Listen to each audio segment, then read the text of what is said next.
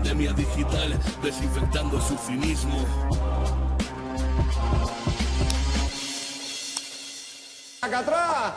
Daniel, buenas tardes, muchísimas gracias por acompañarnos hoy. Nada, hola Carlos, ¿qué tal? ¿Cómo estás? Bien, la verdad, bastante contento, no lo voy a negar, porque bueno, llevo detrás un poquito también de que vengas aquí a Pandemia Digital ya pues un poquito más de un año y nada, pues eso, muy contento de que hayas podido venir y más aún en el contexto en el que estamos, ¿no? De general, autonómicas, municipales, generales. Yo creo que no podía haber mejor momento ahora que empieza la pre-campaña electoral para pues dar un poquito, intentar analizar todas estas claves, ¿no? Que van a marcar este año, ¿no? Sí, nada, estoy encantado de estar aquí y perdón por haber tardado tanto porque soy un culo inquieto y siempre tengo cosas que hacer y hemos tardado un poquito en ponernos de acuerdo, pero bueno, ya estamos aquí, así que a charlar. Perfecto. Bueno, para quienes no conozcáis a Daniel, Daniel es politólogo, es especialista en análisis de datos. Le podéis leer habitualmente también en público, que suele publicar bastante. Tenéis ahí abajo de su cara tenéis la cuenta de Twitter también donde publica muchísimos datos muy, muy interesantes. Yo la verdad que le sigo mucho porque muchas de las cosas de las que hablamos aquí pues marca un poquito la agenda, ¿no? De esa importancia de las cosas. Y hay una cosa que poquita gente de la que te siga probablemente conozca. Y es que, más allá del mundo del periodismo, de la politología, tienes una carrera en común, en cierto sentido, con la ministra Irene Montero. Tú también has sido cajero, ¿no? Ah, vale, no sé por dónde iban los tiros, digo, no sé si que tengo en común. Sí, sí, bueno, pero vamos, que como la mayor parte de nuestra generación, que para estudiar antes de los estudios universitarios o durante los estudios universitarios, pues tuvimos que compaginar precisamente esos estudios con otros trabajos que nos permitían salir, comprar libros y seguir estudiando. Así que, como tantos otros, te quiero decir, no Sí. hay nada especial. Claro, comentaba precisamente justo esto, ¿no? Mm, Porque una de las cosas que ha salido recientemente es un estudio en el que, bueno, comparaban, ¿no? Las clases extraescolares entre las clases ujú. económicas más pudientes y las clases, pues, más populares, más humildes, y la diferencia de en qué se gasta ese dinero, o cómo se invierte, o qué necesidades de inversión hay, son muy diferentes.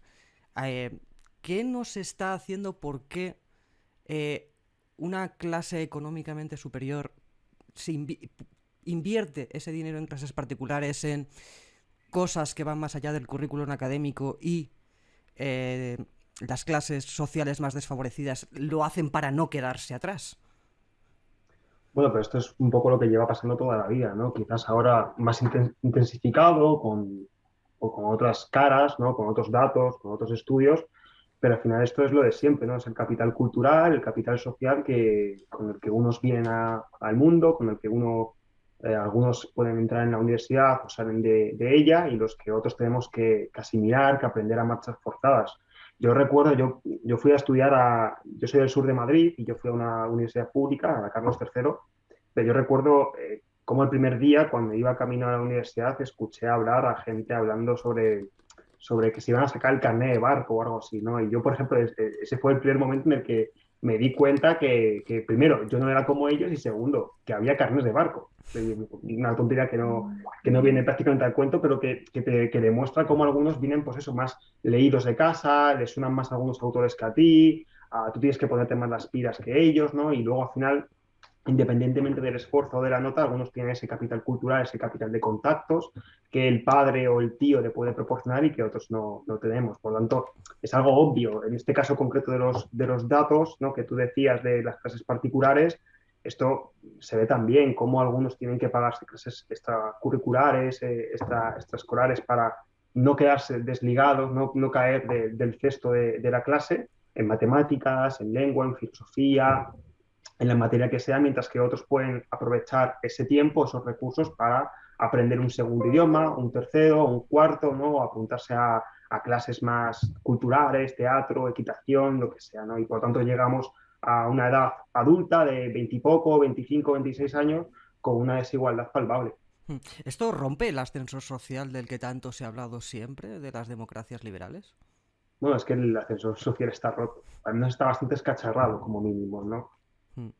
Bueno, y yo la verdad tenía interés por conocer tu opinión de esto. Yo para mí esto me lo voy a tomar casi como una clase más que, más que otra cosa. Y bueno, pasando ya al tema, ¿no? Del que habíamos estado hablando, el año electoral intenso que tenemos, ¿no? Eh, Quería empezar por las municipales y las autonómicas, ¿no? Y aunque hay un montón de variables que vamos a ir desgranando poquito a poco, ¿cuáles Sí. crees que son los escenarios que nos podemos encontrar dentro de las autonómicas y municipales? ¿Y cómo eso puede impactar en los resultados de estas elecciones? Bueno, en primer lugar, las elecciones autonómicas y municipales van a ser importantes, ¿vale? Como mínimo van a ser importantes. Ya veremos los resultados o los efectos que tienen en el ámbito más general, ahora entramos en detalle.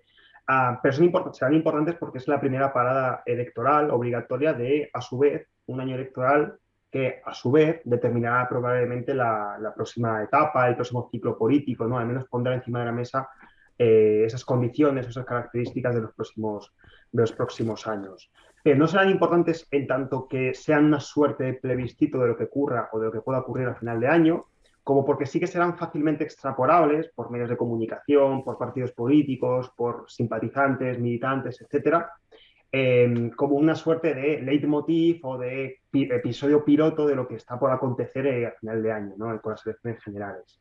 Y esto sí que es importante entenderlo porque, y de aquí te doy dos datos que me parecen relevantes y que demuestran que esto no va a ser una suerte de plebiscito, porque uno de cada tres ciudadanos, esto es, digamos, es ciencia, esto es lo que contestan en las encuestas, uno de cada tres ciudadanos, lo que te dice es que para ellos las municipales y las autonómicas son más importantes que las generales o que las europeas y que ellas dos juntas. Por lo tanto, esto es un dato significativo para entender que hay una pista de baile autonómica o municipal y una pista de baile distinta general, de las elecciones generales. Y luego el segundo dato es que el 50%, más o menos en función de dónde vayamos, algunas veces 40, otras veces 60, pero el 50% de la ciudadanía cree que lo que más va a determinar su voto son temas propios de cercanía, son temas de la región, del municipio en el que viven, ¿no?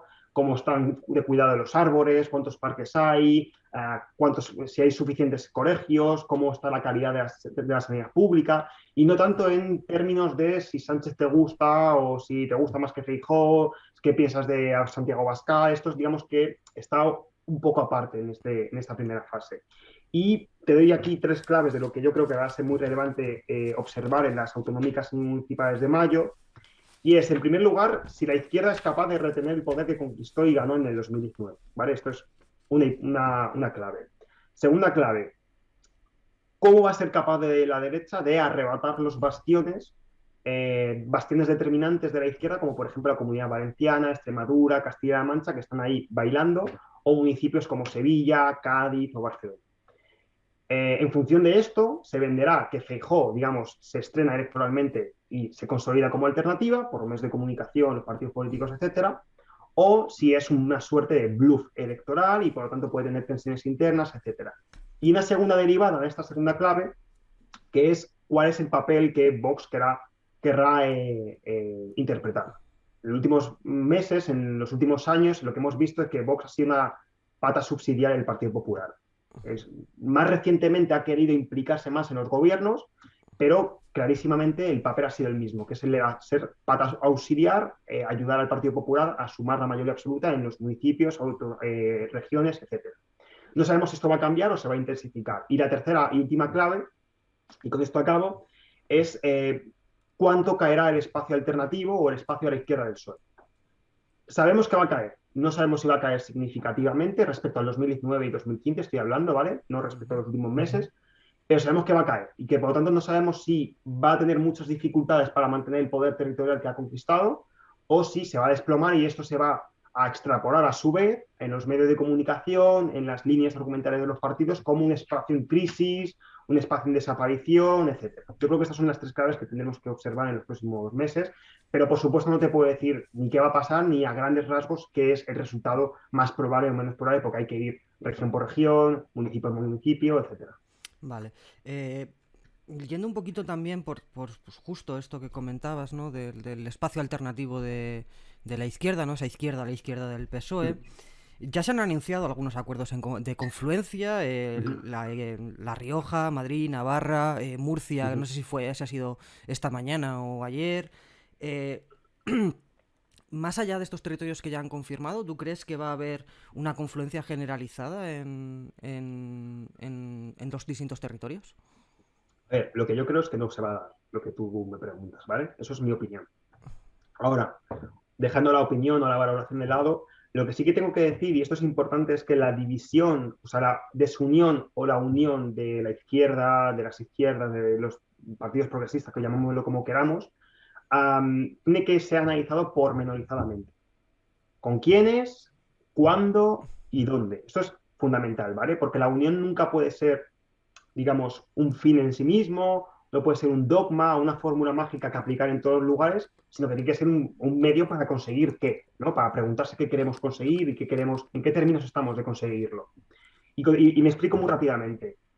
Por ejemplo, ¿tiene sentido que se produzca una unión en la Comunidad de Madrid donde, a no ser que cambien las cosas, las tres fuerzas políticas superen el 5% de mínimo legal, digamos, para obtener representación? Yo creo que no tiene ningún sentido plantearlo como condición de partida, ¿vale?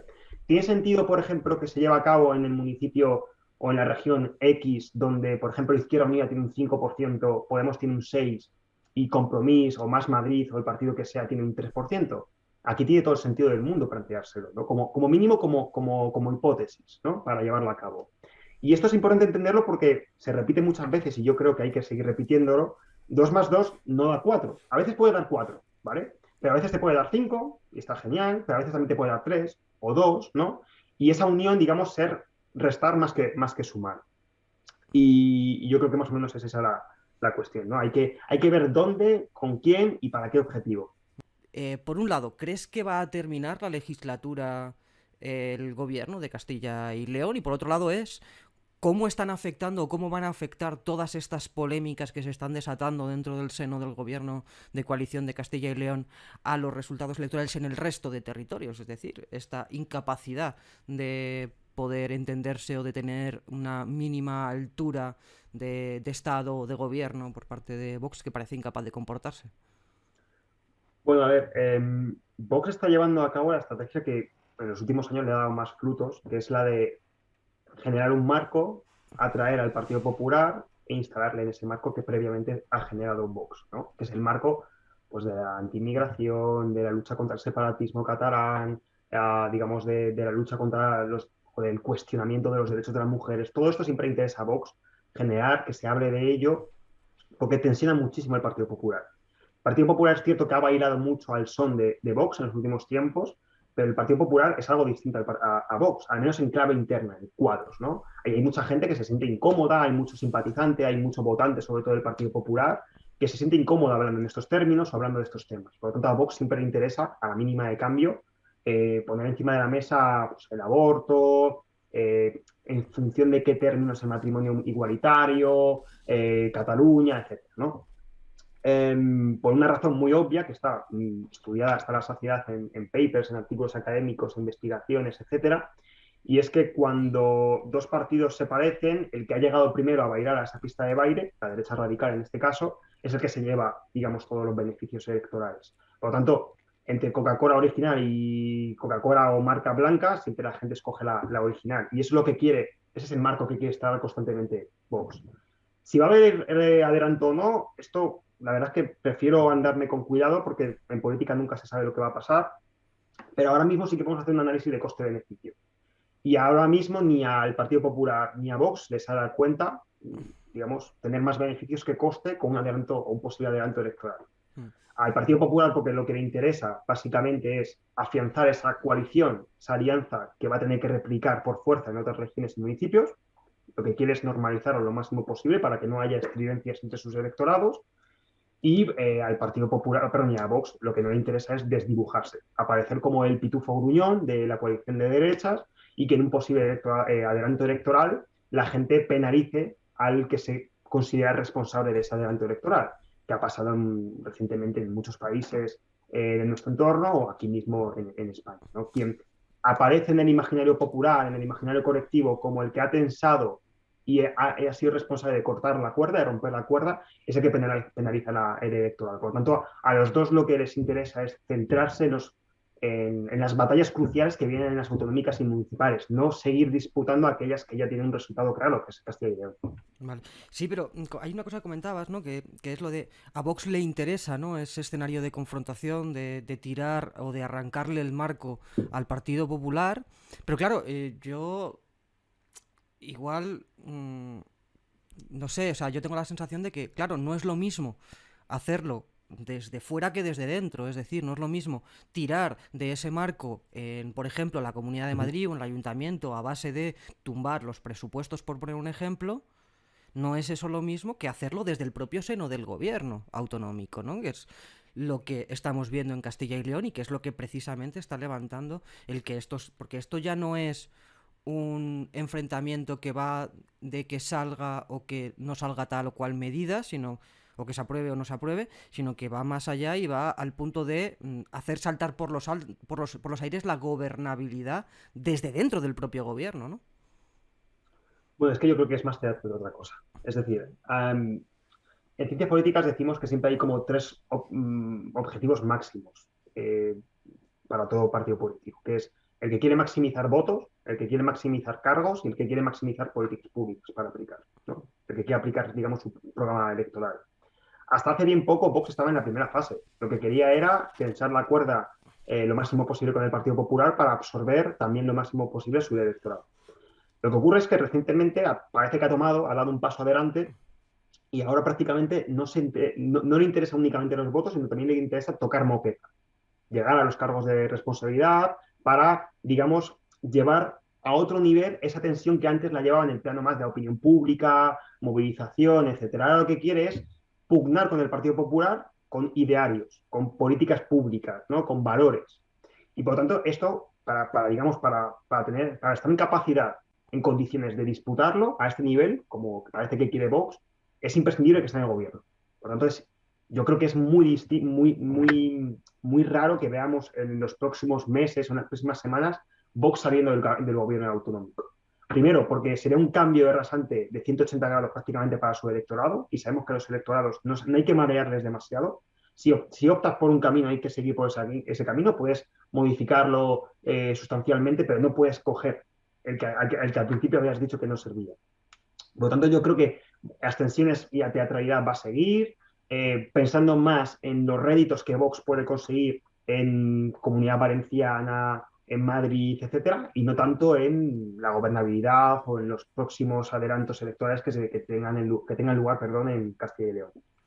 ¿Y en qué medida, aparte de, pues, digamos, esos territorios en los que has comentado, va a impactar esto o puede impactar esto, tanto para arriba como para abajo y a un lado y a otro, eh, en el escenario que tenemos dentro de unos meses de las elecciones? Es decir, esto puede perjudicar al Partido Popular, esto ya me has comentado que que pretende beneficiar a Vox en ese marco, pero al Partido Popular le puede perjudicar mucho esto de cara a estas citas.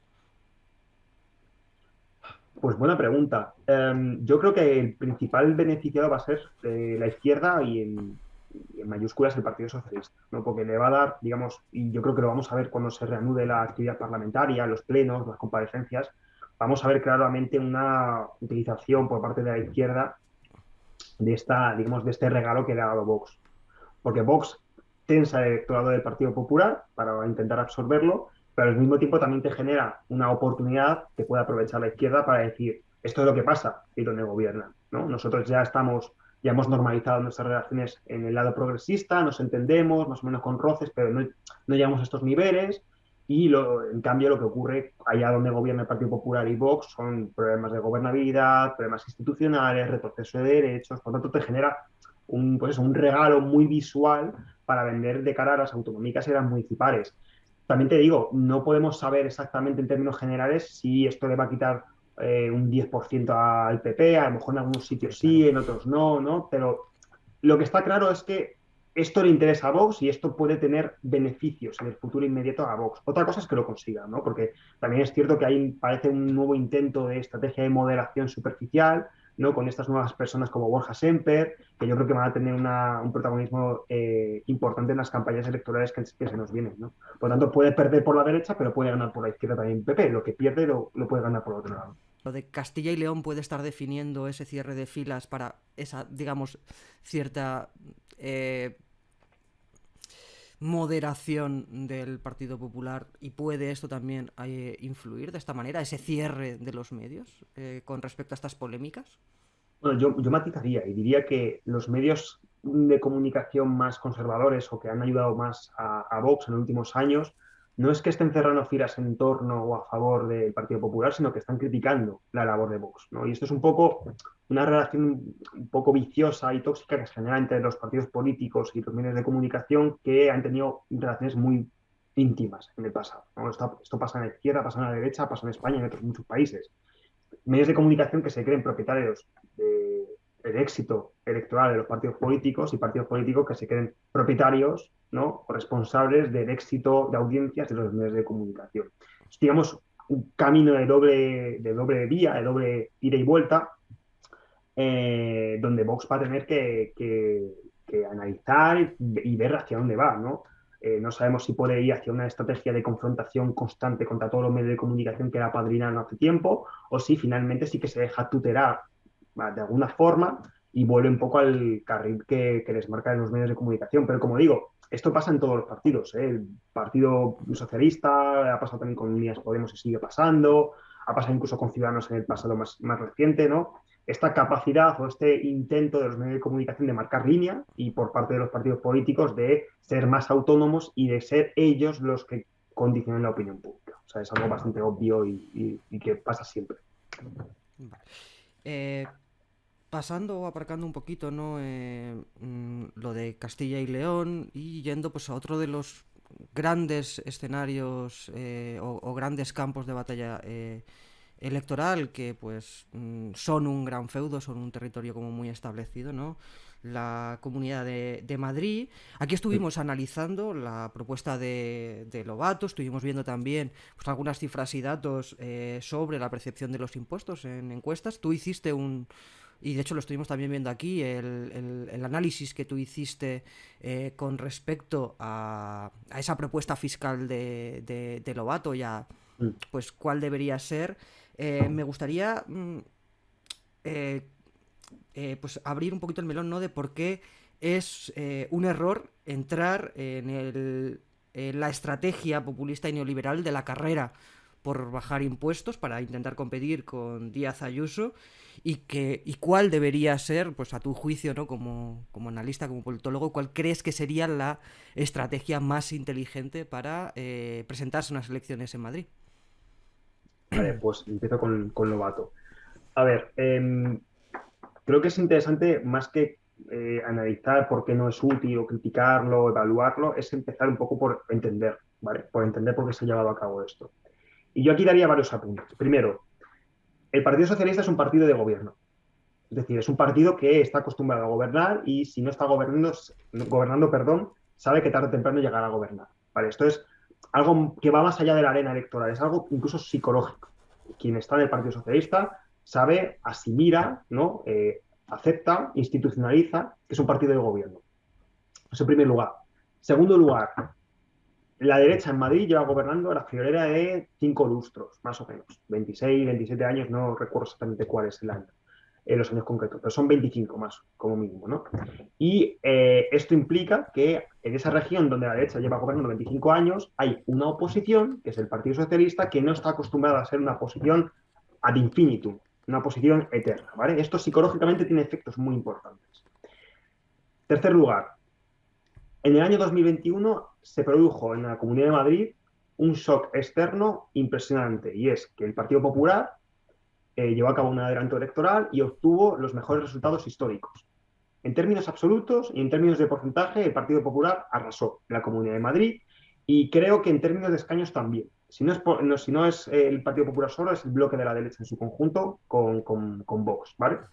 Y el cuarto elemento, la cuarta clave, que creo que es importante reseñar para entender por qué el Partido Socialista está en estas coordenadas, es que, por si todo esto no fuera suficiente, en las últimas elecciones ya ni siquiera es oposición el Partido Socialista, sino que ahora un partido relativamente joven, ¿vale? No voy a decir que nació hace un año, pero tampoco voy a decir que nació hace 20 años, que es Más Madrid, adelantó simbólicamente, porque fueron poquitos escaños, pocos votos, pero simbólicamente adelantó al Partido Socialista y es la oposición a Ayuso, ¿vale? Por tanto, está el Partido Socialista acostumbrado a gobernar, que no gobierna desde hace más de 25 años, un Partido Popular que está en, digamos, en su momento más de esplendor, con una lideresa que tiene una opinión pública bastante favorable en la región, etcétera. Y por supuesto, lo último que es lo de Más Madrid. Esto genera tiene unos efectos cognitivos, unos efectos psicológicos en el Partido Socialista que pueden generar una pérdida de coherencia o un intento de tirar triples, ¿no? Que es tirar propuestas, a ver qué pasa, a ver si podemos cambiar un poco, revertir esta situación y mejorar. Y esto es lo que ha pasado. O sea, el Partido Socialista se encuentra en una diatriba muy compleja y cree que debe crecer a expensas de su ideario, de sus valores, de su coherencia, de todo. Y esta última propuesta, que es algo así como, ¿os gusta lo de Ayuso? Pues os lo doy con un poquito más de progresismo, ¿no? Que se podría resumir. Es una propuesta, y a ello voy, totalmente errónea. Primero, porque refuerzas tu marco, perdón, refuerzas el marco del adversario político, ¿vale?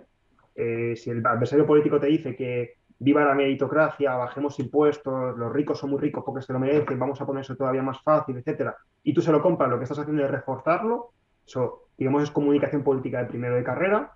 Segundo, no vas a conseguir nada por un motivo muy sencillo y es porque tu adversario no está en crisis.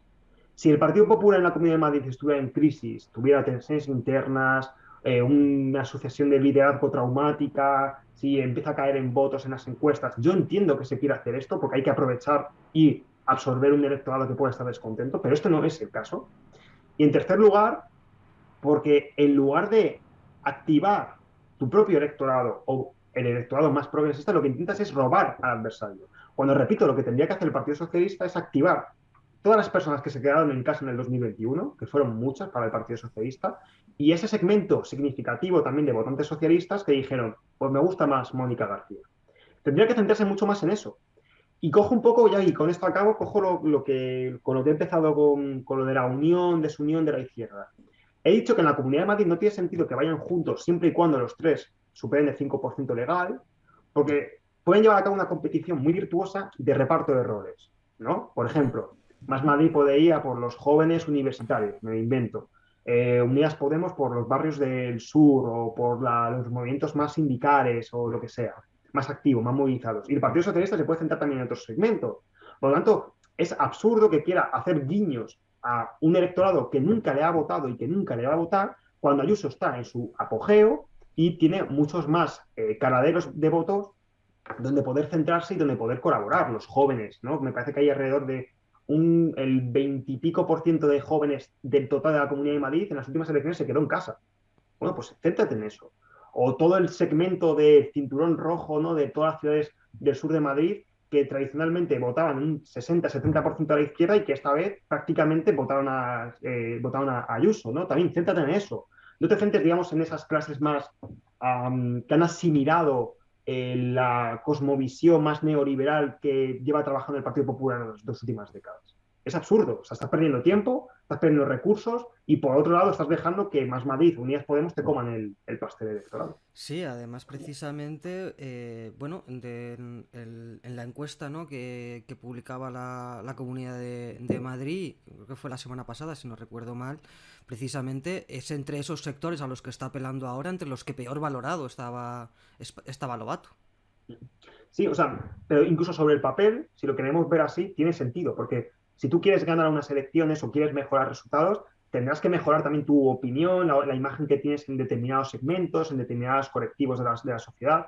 Es obvio, pero no lo hagas cuando tienes otros campos de jugada donde poder ganar la partida, como repito, los jóvenes, los abstencionistas, las clases humildes, el sur de Madrid, y sobre todo cuando tu adversario está tan fuerte. Es decir, si sabemos que los empresarios quieren votar a Ayuso, Ayuso gusta y el Partido Popular está en su máximo histórico, ¿qué haces metiéndote ahí? No tiene ningún sentido, pero ni siquiera plano práctico, plano teórico y plano existencial. Con todo lo que hemos visto eh, de la gestión o no gestión que ha hecho, ¿cómo es posible esto? ¿Cuál crees que es el papel de la desinformación dentro de que Ayuso pueda ser la líder mejor valorada en la Comunidad de Madrid, visto lo que hemos visto? Pues por una realidad que quizás cuesta mucho de aceptar, ¿vale? Pero repito, es una realidad y es que no toda la Comunidad de Madrid es Twitter, no toda la Comunidad de Madrid es tu círculo de amigos, no toda la Comunidad de Madrid es tu grupo de vecinos más, o tu asociación. Todo eso está muy bien, pero al fin y al cabo la sociedad es mucho más diversa y cuando estamos en una región tan grande con tantos millones de personas, todavía más. La Comunidad de Madrid tiene una característica y es que es, en todos los términos que te puedas imaginar, prácticamente todos, es tremendamente se encuentra en una situación tremendamente polarizada. Es decir, si tú preguntas a la gente en encuestas, a buena pluma, ¿qué opinas de la sanidad pública? Te vas a encontrar gente que diga que, con perdón de la palabra, es una mierda, y vas a encontrar gente que te dice, pues está bastante bien, la verdad. Si le preguntas a la gente qué opinas de Ayuso, algunos te van a decir que es la peor política del mundo y otros te van a decir que les gusta mucho. Si tú les preguntas sobre la educación pública, más de lo mismo. Si preguntas sobre los impuestos, más de lo mismo. Si te preguntas sobre la igualdad de oportunidades, más de lo mismo. Por lo tanto, los que quizás tenemos un ambiente más progresista, podemos tender a pensar que esa opinión es extrapolable, que es generalizada en la Comunidad de Madrid, cuando en realidad no.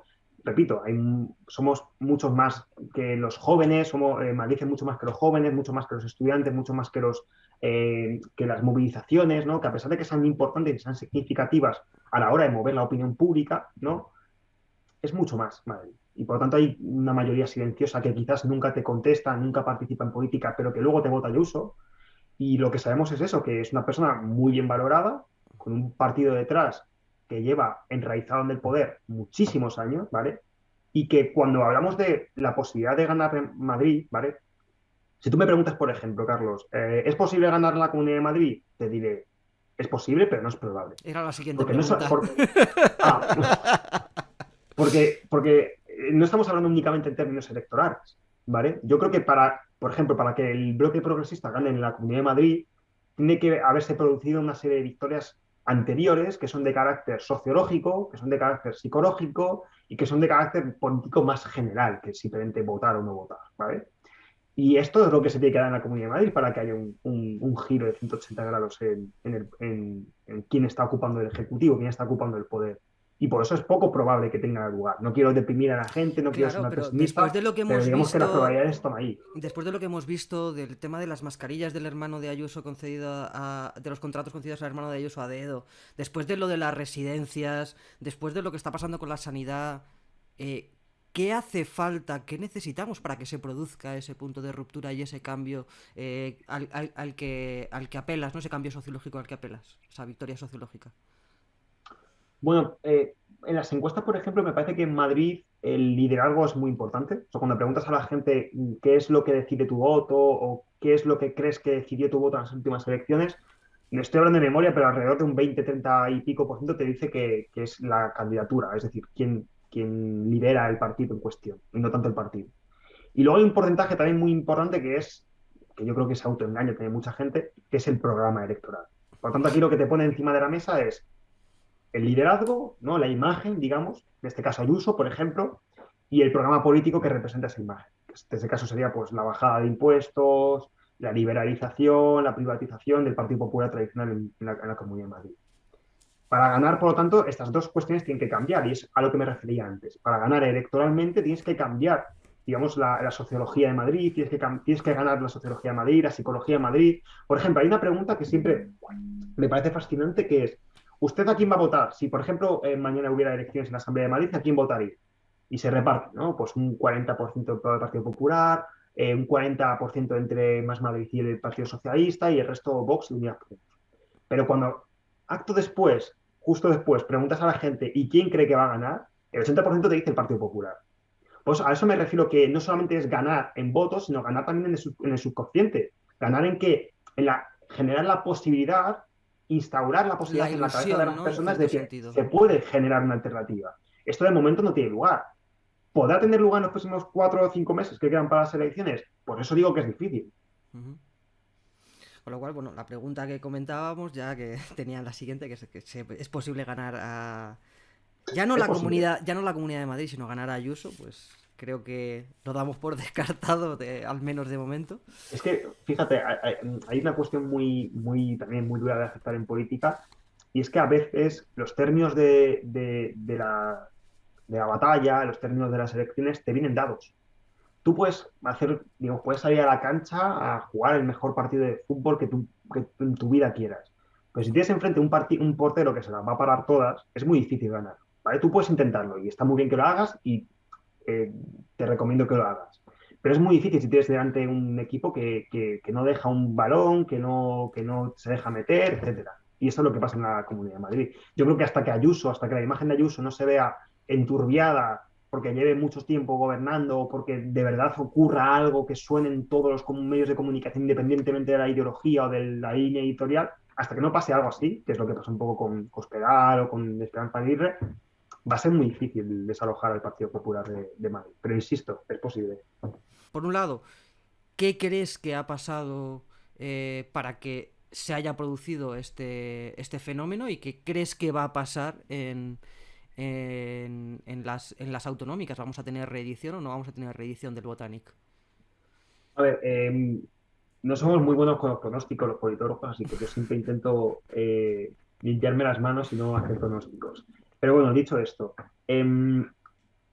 pequeño disclaimer, no nos centremos en el CIS. La cocina del CIS es una chapuza, ¿vale? Hay gente muy buena dentro del CIS trabajando, muchos técnicos y técnicas, pero las cocinas electorales dejan mucho que desear. Y en este ejemplo que me pones tú, hablamos de una horquilla, ¿no? De un mínimo y un máximo de escaños que es impresionantemente larga. Esto no tiene ningún sentido demoscópico. Ahora sí, ahora dicho esto, lo que está pasando en la Comunidad Valenciana es que, por un lado, hay un desgaste obvio de gobernar, ¿vale? Hay como una regla implícita en todas las democracias liberales representativas del mundo y es que nadie puede gobernar hasta el infinito y más allá, porque siempre va a haber gente que se quede por el camino, desafecta, desmovilizada, que se cambie de un lado a otro, etcétera. Y en segundo lugar, que el Partido Socialista tiene dos patas de apoyo, sobre todo principalmente Compromís, pero también Unidas Podemos, que están viviendo trances internos y externos muy peligrosos, bueno, muy peligrosos, muy negativos para su eficiencia electoral, podríamos decir. Por un lado, Compromís, que ya antes de que ocurriera todo lo de Oltra, el liderazgo, etcétera, las primeras que están teniendo lugar ahora mismo, ya antes se veía que era un partido que estaba estancado, es decir, que el sorpaso al Partido Socialista en la Comunidad Valenciana era un objetivo ya difícilmente realizable en el corto o medio plazo. Pero es que ahora, además, con todo lo que ha pasado con Oltra, la imagen de Compromís ha dañado enormemente. Y no estamos viendo tanto un trasvase de votantes de Compromís al Partido Socialista de la Comunidad Valenciana, sino principalmente una desmovilización de Compromís. ¿Vale? Hay mucha gente que, por el motivo que sea, no te sé decir con una ciencia cierta, pero por un motivo, cuando le preguntas en las encuestas, dice, pues yo me voy a quedar en casa, la verdad. No hay ninguna opción que me convenza del todo. Y luego la segunda pata del Partido Socialista para que se reedite el Botanic es Unidas Podemos, que aquí puede quedarse fuera o dentro, ¿vale? Por ejemplo, esto sí que sería una zona, ¿no? Una región en la que como mínimo plantearse una posible unión, etcétera, con tiempo, esfuerzo, trabajo, porque es posible que Unidas Podemos esté en el 5%, ¿no? Entre el 4 y el 6%. Y si esto cae, si Unidas Podemos cae por debajo del 5% y no obtiene representación para el Parlamento, no va a haber reedición ninguna del votante. Esto es, digamos, el punto positivo que tiene la derecha ahora mismo en la Comunidad Valenciana para sus expectativas de volver al gobierno o no. Si los tres suman, primero, si los tres suman, segundo, si Compromís no cae lo suficiente. Tú que te estudias el CIS con mucha frecuencia, ¿hay alguna base para todas esas acusaciones que hace la derecha sobre Tezanos y el CIS y tal? Primero, no es una crítica de la derecha, es una crítica general. Es decir, excepto a Bueno, un porcentaje de la población que a lo mejor no le interese o no entienda o siga la línea de Moncloa o la línea de... matizo entonces la pregunta, me No, refiero no, a no, no, esas no, no te acusaciones que preocupes. hacen de usted está acaparando las instituciones, etcétera, etcétera, ese discurso que está llevando. Mira, yo te lo digo muy claramente, desde un punto de vista metodológico, ¿vale? Yo he estudiado al fin y al cabo cómo se hacen las encuestas, los cuestionarios, la cocina, etcétera, he hecho un máster de ello y mucha más gente en mi entorno, mucho más politólogos, no solamente yo. Lo que decimos es que el CIS en los últimos meses, en los últimos años, ha cambiado a peor y ha tomado decisiones metodológicas que no tienen ni pies ni cabeza.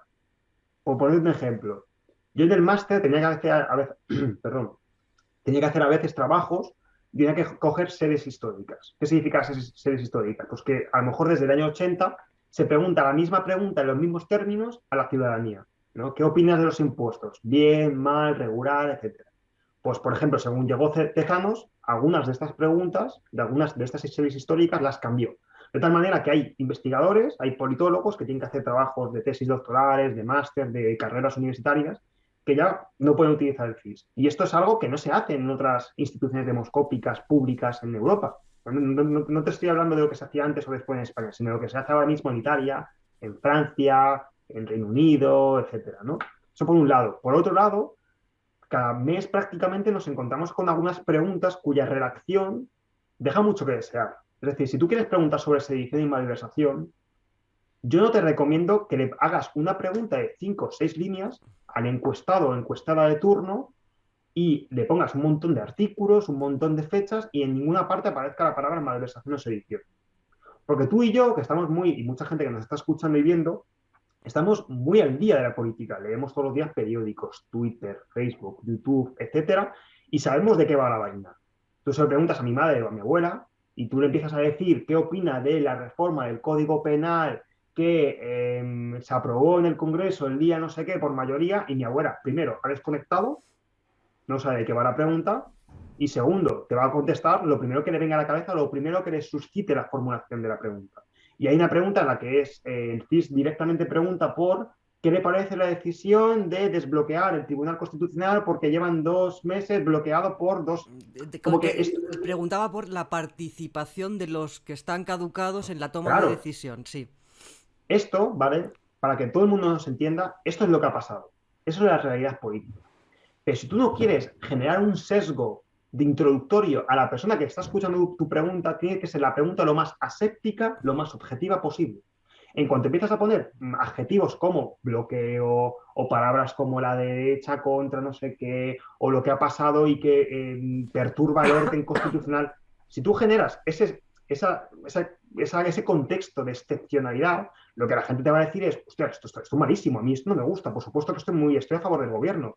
Pero claro, si tú únicamente te ciñes al artículo, a lo que se busca, a lo que ha pasado, si tú das cosas positivas y cosas negativas, das pie a que la gente reflexione, a que la gente entienda la pregunta y te conteste realmente lo que opina o lo que cree opinar. Porque al final, seamos sinceros, no todos estamos, no todos, no, ninguno estamos en posesión de la verdad absoluta y todos tenemos nuestros sesgos de partida. Pero la función principal de una institución como el CIS, que es pública, pagada por todos los españoles y españolas, es hacerlo lo más objetivamente posible. Luego ya hablaremos del análisis, de la evaluación, hablaremos de los hilos de Twitter, todo eso ya estará, digamos, ya podrá ser, no sé, manipulable, ya podrá ser valorativo, pero el CIS tiene que ser lo más objetivo posible dentro de la realidad. ¿Tú qué futuro crees que le espera a Ciudadanos ahora que ha elegido continuar por esa misma vía que tan mal le ha ido en los últimos años? A ver, el caso de Ciudadanos es el caso o el ejemplo de lo duro que puede ser la política a veces. Y me explico. Con esto quiero decir que por más que exista la voluntad de hacer algo, ¿vale? Por más que existan las ganas, la voluntad de crear nuevos espacios políticos, reordenarlos, cambiarlos, etcétera, si la realidad te constriñe hacia un lado, no hay más. No hay tu tía, no hay voluntad que valga, no hay ganas, no hay trabajo que quieras realizar. Es como es y punto. Y en estos momentos ya no es ni que me guste, ni que me disguste, ni que sea algo valorativo, pero en estos momentos creo que objetivamente en España no hay espacio para un tercer bloque, no hay espacio para un partido bisagra que pueda alternar entre izquierda, derecha, en un sitio o en otro.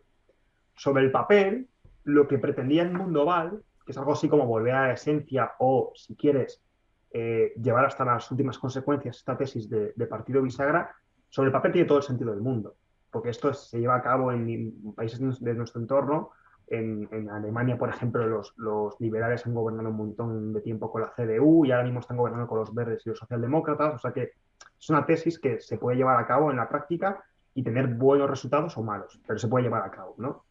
Por lo tanto, tenía todo el sentido del mundo lo que pretendía Val o lo que parecía que pretendía Valos. Otra cosa es lo que hubiera hecho, ¿vale? De ganar las primarias. Um, y es un poco lo que tuvo en su mano Albert Rivera hace unos años. Cuando se convocan las primeras autonómicas y municipales en España en el 2015, es que hacía, sí, fue en el 2015, ¿verdad? Sí, las primeras autonómicas con su irrupción. Sí. 2015. Cuando se convocan, la tesis de la bisagra todavía se podía llevar a cabo. Y, por ejemplo, ¿tenía todo el sentido del mundo desalojar el Partido Socialista en Andalucía? Sí, según la tesis de Ciudadanos, de regenerar la política, de acabar con la corrupción, ¿no? Etcétera, tenía todo el sentido del mundo pactar con el Partido Popular en Andalucía. Todo el mundo, todo el sentido del mundo. ¿Tenía sentido pactar con el Partido Popular en Madrid, donde llevaba 25 años gobernando? Absolutamente ningún sentido. ¿En Castilla y León? Tampoco. ¿En la Comunidad Valenciana? Pues algunos te dirán que sí, otros que no. En Canarias también, etcétera. Por tanto, toda esa tesis se derrumba cuando Rivera decide optar por entenderse siempre con el mismo partido porque se le ponen los dientes largos y ve la capacidad de no solamente sustituir al Partido Popular en la derecha, sino de ser él el partido hegemónico de la oposición a Sánchez, ¿no? Y esto, como digo, esto se cae en los últimos años y lo que tenemos ahora mismo es una situación en España de polarización de bibloque, un bibloquismo total de dos bloques, donde no hay fugas de un bloque prácticamente a otro y viceversa. Y un partido entre medias que se entienda con el Partido Popular en temas económicos o en algunas autonomías y en otras no, y otras veces con el Partido Socialista, es una hipótesis que es falsa. Es decir, se puede falsear, se puede anular rápidamente con la realidad política. Entonces, yo creo que Arrimadas es prácticamente la tesis de Arrimadas es la que ha ganado, la continuista, pero yo creo que la desaparición definitiva de Ciudadanos la veremos en los próximos meses. Yo creo que ni siquiera llegarán a las generales. Se van a presentar a las generales, pero yo creo que no van a llegar a las generales. O sea, ya estamos hablando de una fuerza que ahora mismo, si se presentasen, podrían obtener un escaño o dos. ¿Va a haber una confluencia completa o va a haber una confluencia parcial para las generales? Respuesta corta, no lo sé. Respuesta larga. Respuesta larga. A ver, esta es la pregunta del millón, ¿vale? Y es un tema tan importante como sensible. Es un tema muy importante porque va a marcar, va a determinar las posibilidades de que se reedite el gobierno y de que el espacio actual de Unidas Podemos sobreviva, se refuerce, se debilite o no.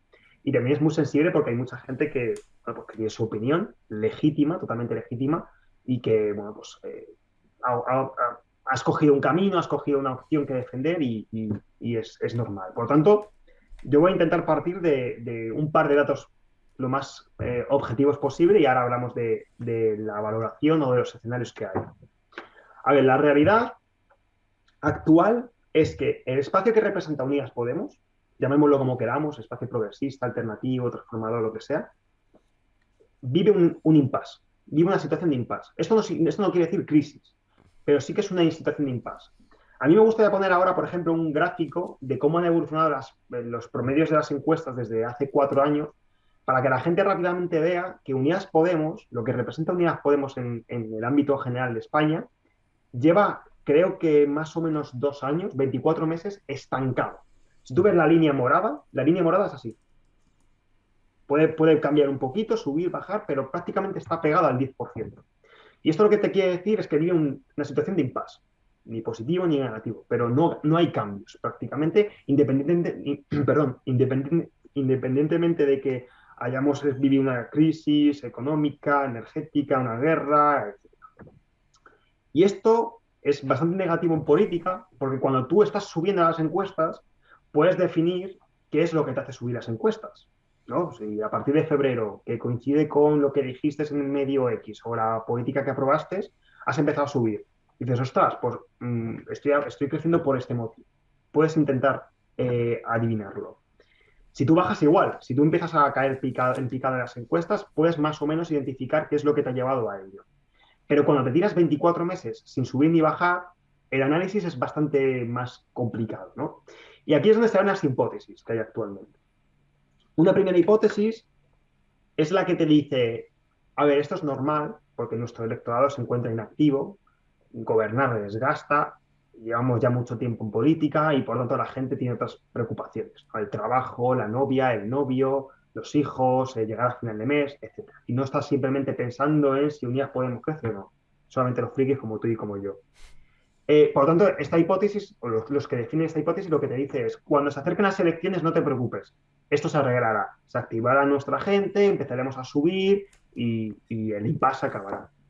Una segunda hipótesis, lo que te dice es, hay que ser realistas y aceptar que nuestra marca puede estar un poquito quemada o nuestros candidatos o nuestro discurso y por lo tanto esta hipótesis lo que aboca es a cambios superficiales.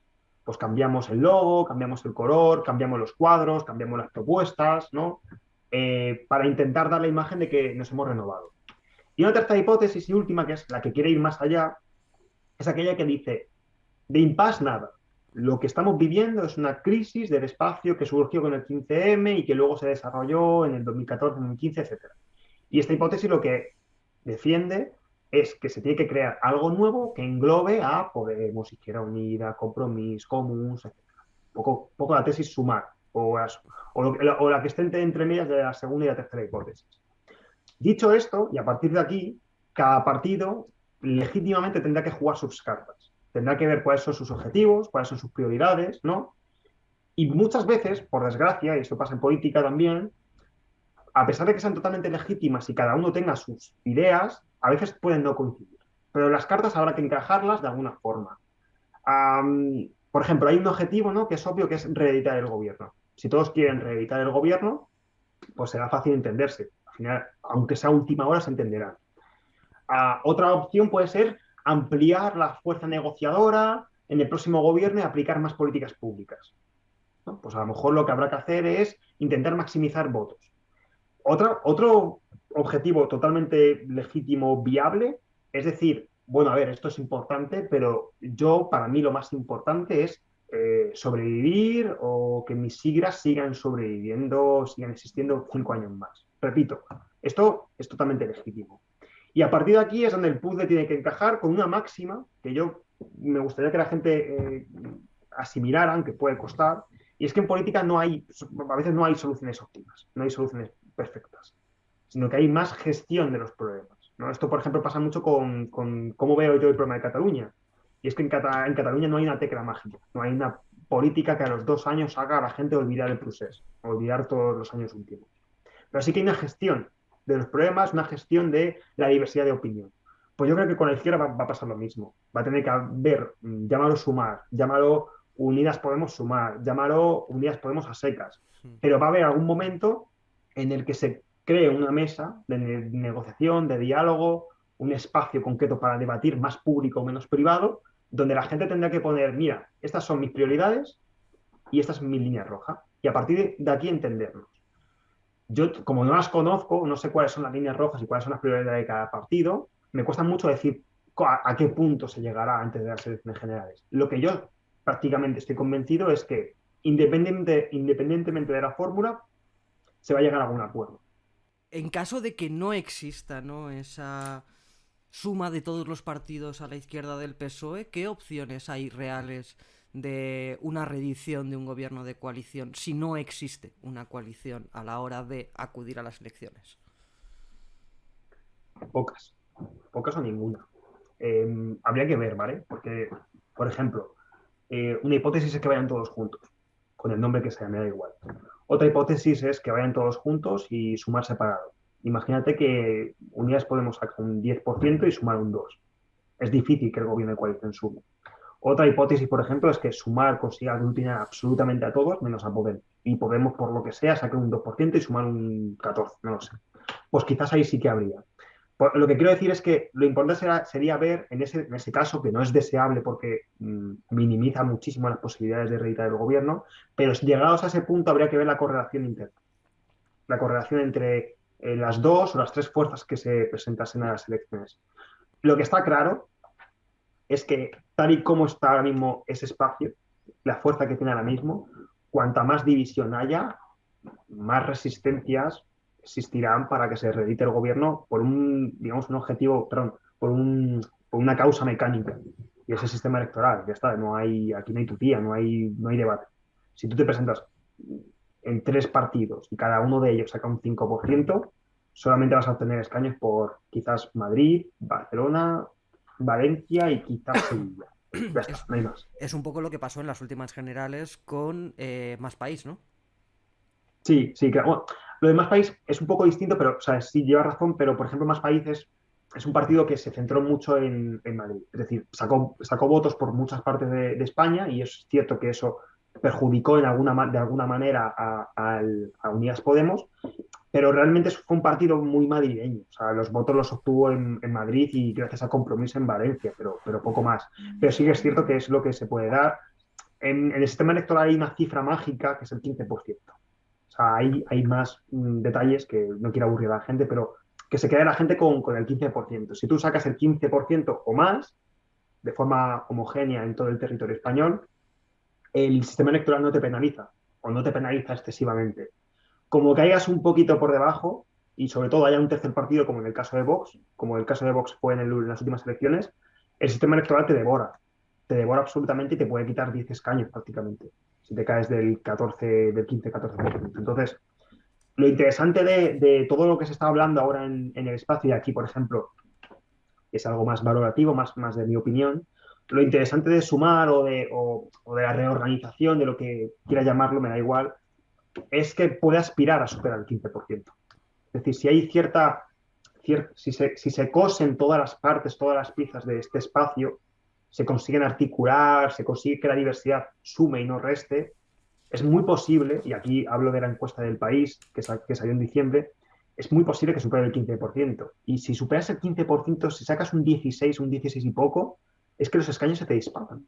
Se te disparan automáticamente. Entonces, ya no estaríamos hablando de un gobierno de coalición en el que la pata auxiliar del PSOE tuviera un tercio de los escaños, como pasa actualmente, sino que sea un 50-50, que el PSOE obtenga 90, 100 escaños y lo que sea que se tenga que determinar en conjunto, Unidas Podemos sumar lo que sea, obtenga 50 escaños, como Vox actualmente. Entonces ya no estaríamos hablando de 4 o 5 ministerios, estaríamos hablando de mucho más, de una correlación de fuerzas distinta, con todas las consecuencias y efectos que pudiera tener. Por lo tanto, lo interesante de esta propuesta, de esta aglutinación de fuerzas progresistas, es que si supera el 15% estaríamos ante una España totalmente distinta. Si pasáramos, digamos, el escenario que has comentado de repente sacar 50 escaños gracias a superar esa cifra mágica del 15%, Vale, vale, ¿a perfecto. quién Vale, se le quita, quién perdería esos vale, escaños?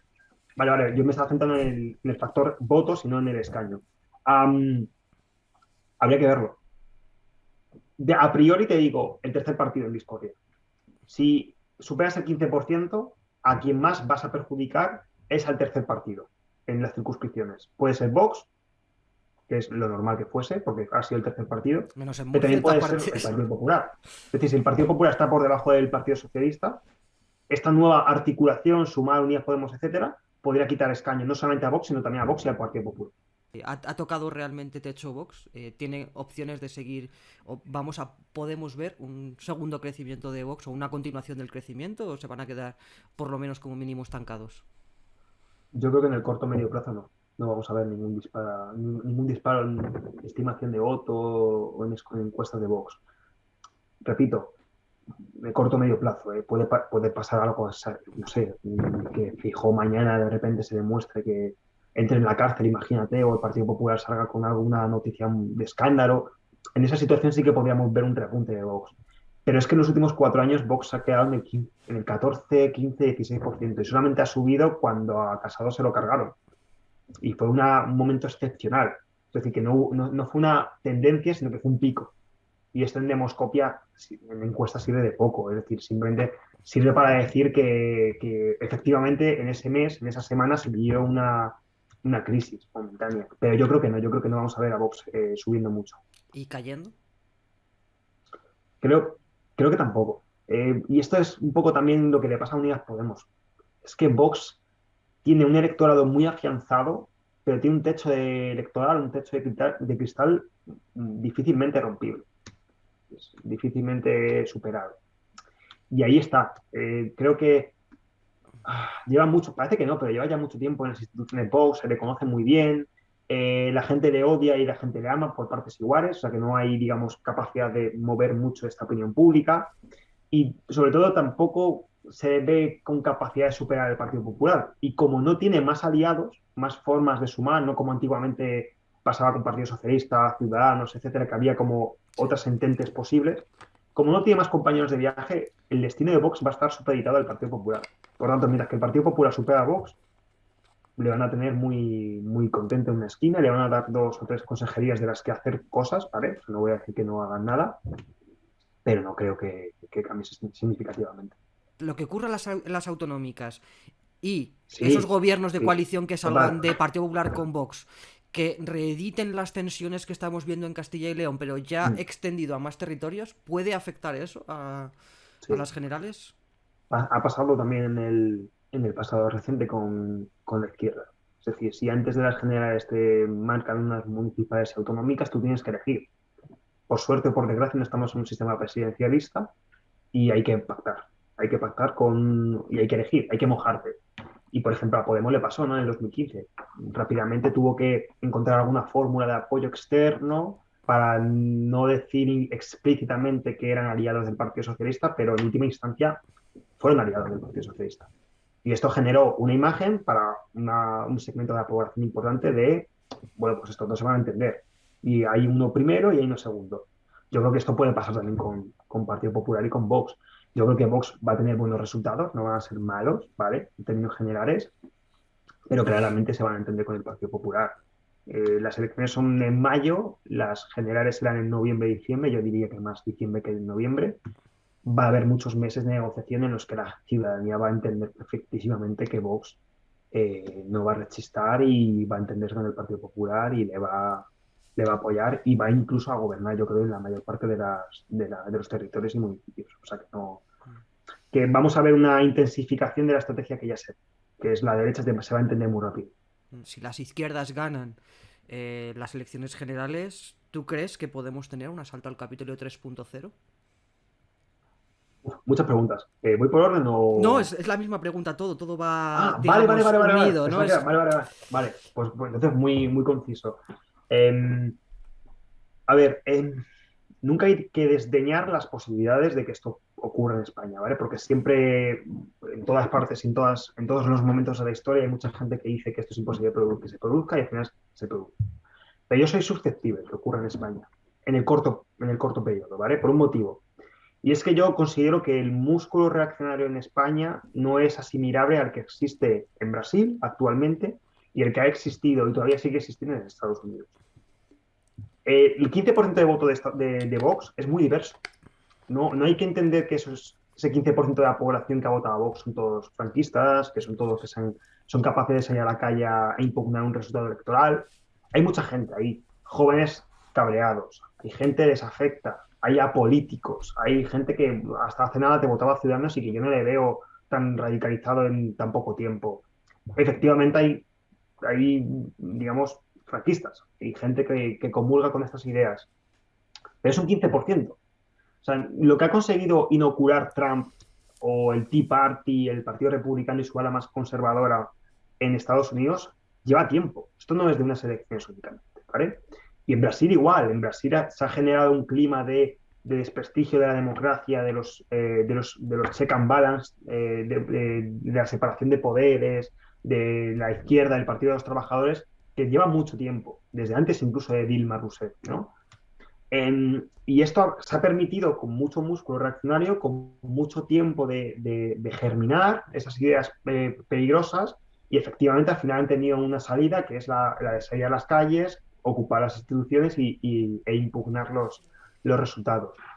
Em, yo, sin embargo, no creo que esto pueda pasar en el 2024, pero esto no quita que la estrategia que está llevando a cabo el Partido Popular y Vox será sumamente peligrosa al repetir constantemente gobierno ilegítimo, Claro, por ahí iba yo, porque tú pelón. dices, esto no se hace, no se construye en un día, pero Es que, claro, desde el es, primer día que llegó la moción de censura, se viene repitiendo que es un gobierno ilegítimo, que Sánchez es totalitario, dictatorial, que es un golpe a las instituciones, que gobiernan con los golpistas, y con lo de los bilduetarras, los amigos de los terroristas, todo este tipo, se viene repitiendo cada semana, sí. cada día, en cada pleno. Aquí yo me trago todos los plenos del Congreso, bastantes plenos del Senado, y los traemos aquí, los analizamos aquí, y es que es cada día, en cada pleno, se repiten estos términos. Entonces no es algo que no se venga trabajando ya desde hace 5 años.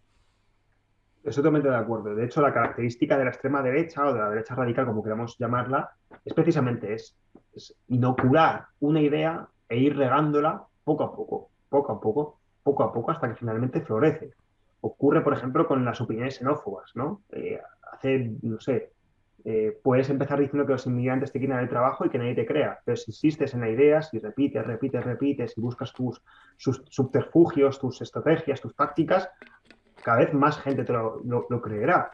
Ocurre lo mismo con los derechos de las mujeres, ¿no? Al principio quizás te enfrentas a una reacción de la sociedad cuando quitas según qué derechos. Pero si tú insistes, insistes, la resistencia se irá bajando. Ocurre lo mismo con el desprestigio de la democracia.